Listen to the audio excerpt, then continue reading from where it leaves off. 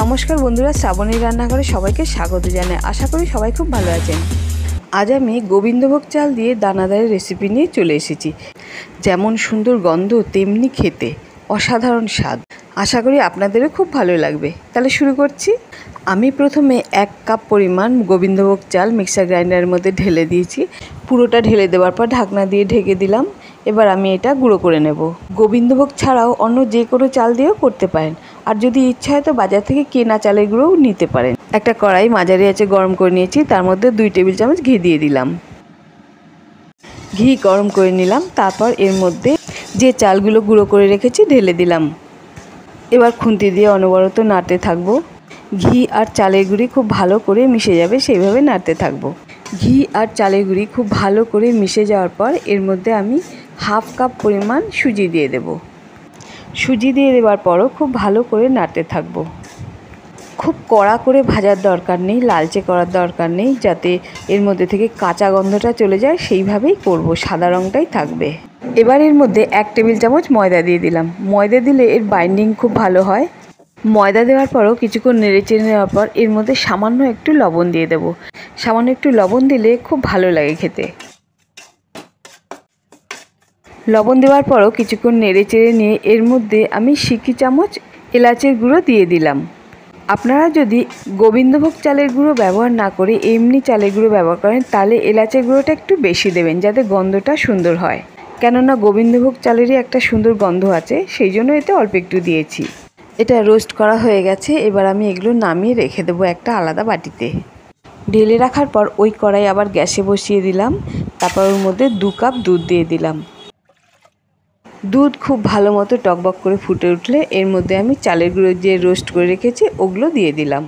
দিয়ে ঘন ঘন নাড়তে থাকতে হবে, যাতে দলা না পাকিয়ে যায়।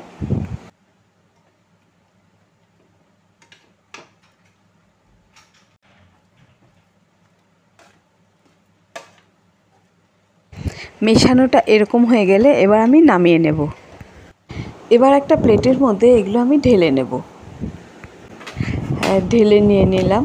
প্লেটে নামিয়ে রেখে কিছুটা ঠান্ডা করে নেব। খুব ঠান্ডা করবো না, তাহলে শক্ত হয়ে যাবে। হালকা হালকা গরম থাকতে এটা ভালো করে আটা মাখার মতো করে মেখে নেব।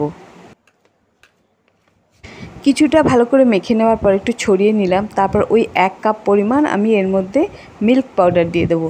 1 কাপ বলতে যে কাপ পরিমাণ আমি চাল নিয়েছিলাম ওই কাপ। গুঁড়ো দুধ দিয়ে দেওয়ার পর এবার খুব ভালো করে মেখে নেব, একদম ভালো করে মিশে যাবে সেইভাবে। এবার মোটামুটি কিছুটা মাখা হয়ে গেছে। এবার এর মধ্যে আমি 1 টেবিল চামচ ঘি দিয়ে দেব। ঘি দিলে কি হয়, একটা গন্ধটা সুন্দর হয়, স্বাদটাও ভালো হয়। আরেকটা হচ্ছে যে এই যে আঠা আঠা ব্যাপারটা হয় সেটা হয় না। আর প্রত্যেকটা মিষ্টি আলাদা আলাদা থাকে, সুন্দর থাকে। এবার দেখুন তাড়াতাড়ি একটা খুব সুন্দর ডো তৈরি হয়ে যাবে। যেহেতু হাতে লেগে যাচ্ছে না, সেহেতু সহজেই হয়ে যাবে। পুরোপুরি ভালো করে মেখে নেওয়া হয়ে গেছে। এবার আমি হাতে একটু সামান্য ঘি মেখে নেব। নিয়ে তারপরে ছোট ছোট করে বল তৈরি করব, রসগোল্লার মতো। ডো থেকে অল্প একটু নিয়ে নিলাম। নিয়ে এবার 2 হাত দিয়ে ঘুরিয়ে ঘুরিয়ে বল বানিয়ে নেব। একটা হয়ে গেল। আর একটু নিয়ে আবার আরেকটা বল বানিয়ে নিলাম। ঠিক ওইভাবে একইভাবে হাতে প্রথমে চেপে চেপে নিলাম। নিয়ে এরপরে এবার 2 হাত দিয়ে ঘুরিয়ে ঘুরিয়ে বানিয়ে নেব। এইভাবে সবগুলো বানানো হয়ে গেছে। এবার কড়াইয়ের মধ্যে 1 কাপ চিনি দিলাম, আর ওই কাপেরই 2 কাপ জল দিয়ে দিলাম। এবার এই কড়াই গ্যাসের উপর বসিয়ে দিয়েছি। খুব ভালো করে ফুটিয়ে নিতে হবে। চামচ দিয়ে ঘুরিয়ে ঘুরিয়ে চিনিগুলো ছড়িয়ে দিলাম, যাতে তাড়াতাড়ি গলে যায়। এবার ফুটে উঠলে সামান্য একটু দুধ এর মধ্যে দিয়ে দেবো, যাতে এর মধ্যে যে ময়লাগুলো আছে পরিষ্কার হয়ে যাবে। দেখুন ময়লার কেমন স্তর জমে যাচ্ছে, এগুলো আমি চামচ দিয়ে আস্তে আস্তে তুলে ফেলে দেব। সব পরিষ্কার হয়ে যাওয়ার পর যে বলগুলো বানিয়েছিলাম ওগুলো একটা একটা করে ছেড়ে দেব।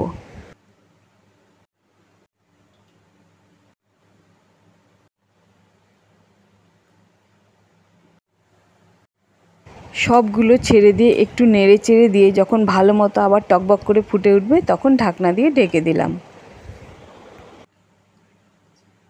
মিনিট 3-4 এইভাবে জাল দিয়ে তারপর ঢাকনা খুলে দিলাম।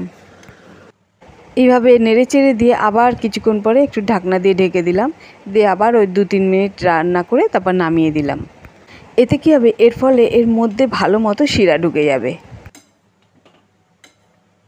আর ঢাকনা দিয়ে ঢাকবো না, এবার এটাকে ভালো করে জাল দিয়ে গাঢ় করে নেব, যাতে এর মধ্যে বেশ আঠা আঠা ভাব হয়। সে আঠা আঠা ভাবটা এই মিষ্টির চারিদিকে লেগে থাকবে।